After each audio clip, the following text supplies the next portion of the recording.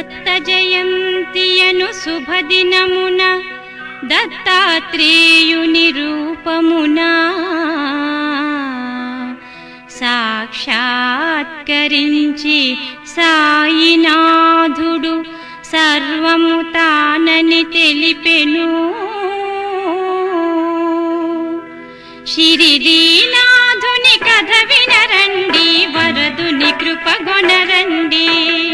శిరిడీనాథుని కథ వినరండి, వరదుని కృపగొనరండి.